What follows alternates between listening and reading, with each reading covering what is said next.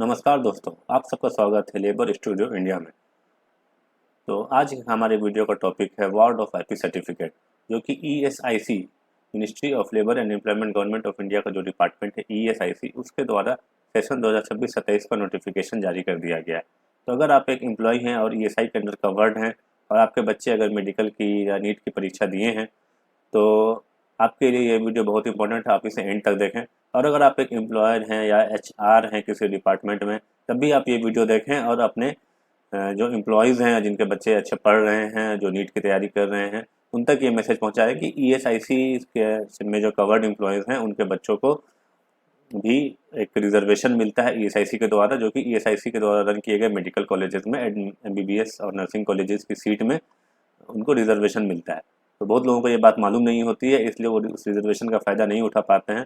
तो इस रिजर्वेशन का फ़ायदा आप सभी उठाएं, और कैसे उठाना है, नोटिफिकेशन में क्या क्या डिटेल्स हैं, क्या क्या उसकी इंपॉर्टेंट डेट्स हैं, उस सभी के लिए आप इस वीडियो को एंड तक ज़रूर देखें। तो चलिए शुरू करते हैं। सबसे पहले हम उस नोटिफिकेशन को देखते हैं जिसमें ईएसआईसी के द्वारा जारी किया गया है। जैसा कि हम देख पा रहे हैं, ये नोटिफिकेशन है 30 अप्रैल 2026 का नोटिफिकेशन आया है। एक दो दिन हुआ है ये भी इस नोटिफिकेशन को आए हुए। तो इसमें कहा गया है कि admission of wards of insured person. तो इंश्योर्ड पर्सन जो हैं उनके वार्ड्स वार्ड्स मतलब बच्चे होते हैं, उनको यूजी कोर्स मतलब अंडर ग्रेजुएट कोर्स, एमबीबीएस को यूजी कोर्स बोलते हैं। और डेंटल का भी कोर्स होता है और नर्सिंग कॉलेज के भी सीट्स होते हैं। और एकेडमिक सेशन 2026-27 के लिए इस एडमिशन नोटिस को जारी किया गया ईएसआई के द्वारा। तो इसमें सबसे पहले ईएसआई के बारे में बताया गया। ईएसआई क्या है? ईएसआई एक स्टैट्यूटरी बॉडी है जो कि एक्ट ऑफ पार्लियामेंट से पास किया गया है 19 ईएसआई एक्ट 1958 के द्वारा, और जिसे कि सोशल सिक्योरिटी कोड 2020 के अंदर अब ले लिया गया है, और ministry of labour and employment government of India के एडमिनिस्ट्रेटिव कंट्रोल में आता है। ओके, तो अब हम देखेंगे कि इसमें कितनी सीट्स हैं, क्या हैं। तो जैसे इसमें बताया प्रोविजनल नंबर ऑफ सीट्स, तो जैसे हम देख सकते हैं कि मेडिकल कॉलेज एंड हॉस्पिटल राजा जी नगर में 68 सीट्स हैं। ऐसे ऐसे हर कॉलेज का डिटेल दिया हुआ है। वेस्ट बंगाल में है, कर्नाटका में है, हरियाणा में, हैदराबाद में, राजस्थान, पटना, मुंबई, असम, मध्य प्रदेश, राजस्थान, पंजाब, गुजरात। उत्तर प्रदेश में 2 है, नोएडा और एक वाराणसी में देख पा रहा हूँ। तमिलनाडु और कोल्लम। तो ऐसे देखा जाए तो लगभग सारे इंडिया के लगभग हर क्षेत्र में हमें ईएसआई के द्वारा एस्टेब्लिश्ड मेडिकल कॉलेजेस दिख रहे हैं। और टोटल नंबर ऑफ सीट्स जो कि वार्ड ऑफ आईपी के लिए रिजर्व्ड है ईएसआई में, वो 695 है। तो अच्छी खासी सीट्स हैं। तो अगर आप नीट के एस्पिरेंट हैं तो जल्दी से जल्दी जाएँ ईएसआई के साइट पे और अपना वार्ड ऑफ आईपी का रजिस्ट्रेशन पूरा करें। और आपके अगर नाम में डिटेल्स में कुछ भी गलती है, इसके लिए मैंने पहले वीडियो बनाया था कि अगर कोई भी गलती है तो उसको करेक्ट करवा लें। तो अगर अभी भी आपके पास मौका है तो आप उसको जल्दी जल्दी करेक्ट करवा लें। और जैसा हम देख पा रहे हैं ईएसआईसी डेंटल कॉलेज में गुलबर्गा में कर्नाटका में 28 सीट है। नेक्स्ट हम आते हैं नर्सिंग कॉलेज कहाँ पे है। नर्सिंग कॉलेज एक कर्नाटका में है, ESIC nursing college Indira Nagar में, उसमें 30 सीट्स है। और ESIC nursing college Gulbarga Karnataka में भी 30 सीट्स है। और इसमें जो रिजर्वेशन है वो सेंट्रल गवर्नमेंट के मैकेनिज्म के अनुसार रहेगा। फिर हम देख पा रहे हैं इसमें क्या है, गाइडिंग प्रिंसिपल्स है, ये सब नॉर्मल चीज़ें, ये सब आप लोग देख लीजिएगा नोटिफिकेशन में जा करके। फिर यहाँ बताया गया है कौन सा कॉलेज कौन सी यूनिवर्सिटी के द्वारा रन हो रहा है, ये सब आप लोग देख सकते हैं। सब उतनी इंपॉर्टेंट चीज़ें नहीं है। फिर हम देखेंगे कि हाउ टू अप्लाई, आपको अप्लाई कैसे करना है। तो आप सबको एक valid ward of IP certificate ESI corporation से लेना पड़ेगा। उसके लिए आपको कहीं जाने की ज़रूरत नहीं, ऑनलाइन अप्लाई करना होगा इंटरनेट के द्वारा, प्रीफरेबली ऑन लैपटॉप। उसमें एक ESIC.gov.in पे जाएंगे, वो मैं आपको जाकर के दिखा दूंगा। ESIC.gov.in पे जाएंगे तो वहाँ पे एक वार्ड ऑफ आईपी सर्टिफिकेट का लिंक होगा, वहाँ आप क्लिक करेंगे तो वहाँ पे आपका एक जो नेक्स्ट पेज खुलेगा, उसमें आप अपना सारी डिटेल्स डाल करके ओटीपी के बेसिस पे आपके जो पेरेंट्स होंगे या फिर जो एम्प्लॉई हैं उनके मोबाइल पे एक ओटीपी आएगा, उसके थ्रू वो लॉगिन कर सकते हैं। और सक्सेसफुल लॉगिन करने के बाद फॉर्म फिलअप करना है। फॉर्म फिलअप करने में हमें क्या क्या डॉक्यूमेंट्स की जरूरत है वो भी यहाँ पे लिख दिया गया है, तो वो सब डॉक्यूमेंट आप रेडी कर लेंगे। पासपोर्ट साइज फोटोग्राफ चाहिए वार्ड ऑफ आईपी का, मतलब बच्चे का, कैंडिडेट का। Passport size photo of IP, IP मतलब इंश्योर्ड पर्सन, जो वर्कर है जो ईएसआई में रजिस्टर्ड है, ठीक है। और हमें चाहिए बर्थ सर्टिफिकेट या मेट्रिकुलेशन सर्टिफिकेट, किसका, कैंडिडेट का। और हमें क्या चाहिए, नीट का एडमिट कार्ड, आपने नीट का फॉर्म भरा तो उसका आपका एडमिट कार्ड होगा। और हमें क्या चाहिए, अगर फीमेल कैंडिडेट्स है तो एक एफिडेविट लगता है, क्योंकि फीमेल कैंडिडेट्स के लिए कोई एज लिमिट नहीं है, वो कितनी भी एज तक भर सकते हैं, इसलिए वो एफिडेविट लगता है। और एक एफिडेविट बाय आईपी, एक अगर फीमेल ही कैंडिडेट है तो एक आईपी के द्वारा भी, आईपी मतलब इंश्योर्ड पर्सन जो कि लेबर हैं, जो कि श्रमिक है जो ESI में रजिस्टर्ड है, उनको IP बोला जाता है। तो उनके द्वारा भी एक एफिडेविट लगेगा अगर फीमेल कैंडिडेट हो तो। और वो सारे एनेक्स्चर 4 एनेक्स्चर 5 सारा ESI के साइट पे मौजूद है, आप वहाँ पे जाकर देख सकते हैं। ठीक है। और वो आप अप्लाई करने के बाद एक system generated ward of IP certificate आपके लॉगिन में होगा, जिससे कि आप अप्रूव करवा सकते हैं।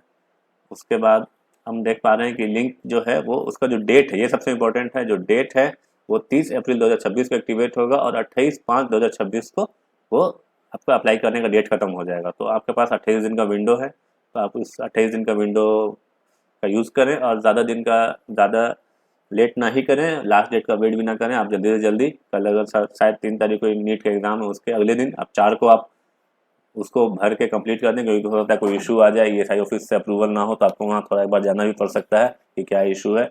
इसलिए लास्ट डेट का वेट ना करें।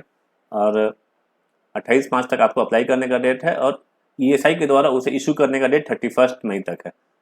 तो अगर हो सकता है उस डेट में कोई एक्सटेंशन मिले तो वो भी पब्लिश किया जाएगा आपके सामने, और मैं उस पर वीडियो बनाने की ज़रूर कोशिश करूँगा। और सीट्स एलोकेशन कैसे होगा वो सब आप लोग को, आप नीट का एग्ज़ाम देना आपको पता ही होगा। www.mcc.nic.in पे वहाँ पे रेगुलरली विजिट करते रहना है। उसके बाद एक और चीज़ बताइए कि ESI में अगर आपका एडमिशन हो जाता है तो फीस कितना है। तो फीस में देख पा रहा हूँ बहुत नॉमिनल है। ट्यूशन फी 24,000 है। यूनिवर्सिटी चार्जेज, जो यूनिवर्सिटी के जो चार्जेस होते हैं वो यूनिवर्सिटी के जो फीस होंगे डिग्री वगैरह देने के, एग्जामिनेशन फीस, वो यूनिवर्सिटी चार्जेस लेंगे, वो भी कम ही रहता है, बहुत ही मार्जिनल ही रहता है।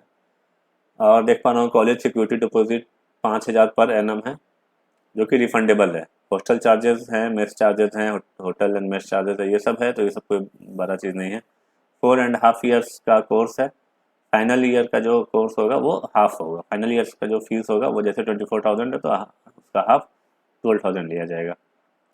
उसके बाद क्या क्या है गया है कि अगर आपको सीट मिल जाती है तो आप एक डिमांड ड्राफ्ट 24,000 का, जो कि ESI फंड अकाउंट नंबर 2 है, उसमें पेएबल एट सिटी, जिस सिटी में आपका शहर में आपका कॉलेज होगा वहाँ आपको डिपॉजिट करना है।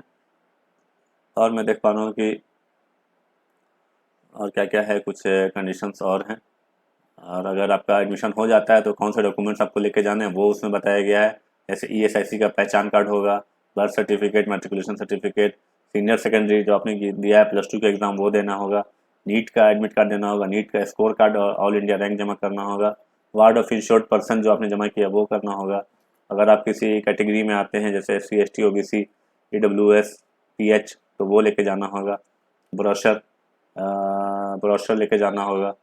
EWS सर्टिफिकेट लेके जाना होगा। फीमेल कैंडिडेट्स के लिए जो हमने एनेक्स्चर 4 एनेक्स्चर 5 में जो एफिडेविट बनाया था वो लेके जाना होगा। और अगर NTA या नीट के द्वारा किसी और डॉक्यूमेंट्स की ज़रूरत है तो वो आपको लेके जाना होगा। और कैंडिडेट्स को वही DGHS की वेबसाइट www.mcc.nic.in पे हमेशा विजिट करने के लिए बोला गया है। ठीक है। और जैसे कि बॉन्ड वॉन्ड की भी बातें हैं जो कि हमें एनेक्स्चर 6A और एनेक्स्चर 6B में बताया गया है। तो अगर आप लोग कमेंट करते हैं इस वीडियो में, अगर 10 से ज़्यादा कमेंट आता है जो कि बॉन्ड के बारे में पूछता है, तो मैं बॉन्ड की क्या रूल्स है वो भी मैं ज़रूर बताने की कोशिश करूँगा। और चलिए इस वीडियो को मैं इतने ही पे ख़त्म करना हूँ। इससे पहले मैं ख़त्म करने से पहले मैं एक बार आपको ESIC के साइट पे ले जाऊँगा और मैं दिखाऊँगा कि आपको नोटिफिकेशन कहाँ से आपको मिलेगा और आप कहाँ से अपना अप्लाई कर सकते हैं। और एक चीज़ है क्रिटिकल कट ऑफ डेट जो है कि आपको इंश्योर्ड पर्सन कब होना चाहिए। आपको इंश्योर्ड पर्सन होना चाहिए 30 सितंबर 2025 का जो डेट है, उस डेट पे आपको इंश्योर्ड पर्सन होना चाहिए उस बेनिफिट को लेने के लिए। और एज ऑफ डिपेंडेंट मेल का जो है वो 21 ईयर्स होना चाहिए। और फीमेल के लिए किसी भी तरह का कोई एज बार नहीं, फीमेल कभी भी उसको भर सकते हैं। तो चलिए अब हम ESIC के साइट पे जा कर के देखते हैं कहाँ है। तो जैसे हमने यहाँ पे गए गूगल में, वहाँ पे हमें टाइप करना है www.esic.gov.in। ठीक है। अब यहाँ पे हम लॉगिन किए, यहाँ पे हमें esic.gov.in का हमें पेज मिल गया, इससे हमने लॉगिन किया। इसमें मैं देख पा रहा हूँ जैसे हम थोड़ा सा नीचे आते हैं, यहाँ पे एक वार्ड ऑफ IP सर्टिफिकेट का हमें कॉलम लिंक मिलता है। इस पर हम क्लिक करते ही हमें पूछता है दिस इज एक्सटर्नल लिंक, उसमें मैं ओके कर देता हूँ। और वहाँ पे जाते ही हमें वार्ड ऑफ IP अपना IP नंबर डालना है, नीट का रोल नंबर डालना है, मोबाइल नंबर डालना है और अपना नीट एप्लीकेशन नंबर डाल के लॉगिन करना है। आपको OTP आएगा, वो OTP से आप लॉगिन करेंगे। ठीक है। और मैं आपको दिखा देता हूँ कि आप वो नोटिफिकेशन आप कहाँ देख पाएंगे। तो जैसे esic.gov.in कहीं जो पेज है उसमें आप ऊपर में देखेंगे तो बहुत सारी चीज़ें, होम है, अबाउट अस है, यहाँ पे आप देख पाएंगे एडमिशन्स पे जब आप क्लिक करेंगे तो यहाँ पे फर्स्ट सर्कुलर ही है जो कि 30/4/2026 को पब्लिश हुआ है, उसमें वाला सर्कुलर दिखेगा और सारे एनेक्चर्स आपको 1A 2 3A B 4 5 6A 6 भी सारा आपको दिखेगा, जिसमें आप सारे डिटेल्स में उसको पढ़ सकते हैं। तो ये रहा सारा डिटेल्स। अगर आपको हमारा ये वीडियो अच्छा लगा और आपको लगता है कि जिन लोगों को इसकी जानकारी की ज़रूरत है उनके साथ आप हमारे वीडियो को शेयर करें, इस वीडियो को लाइक करें और हमारे चैनल को सब्सक्राइब जरूर करें, ताकि हम लेबर लॉ से रिलेटेड सारे अपडेट्स को आप तक ला सकें और ESIC वार्ड ऑफ IP के भी सारे अपडेट्स को ला सकें। और हमारा चैनल एक कोशिश कर रहा है कि हमारे श्रमिकों, जो हमारे देश के श्रमिक हैं, उनको अच्छा अच्छा लाइफस्टाइल मिले, एक अच्छा सोशल सिक्योरिटी मिले, उनको किसी भी तरीके उनके बच्चे अच्छे पढ़ें।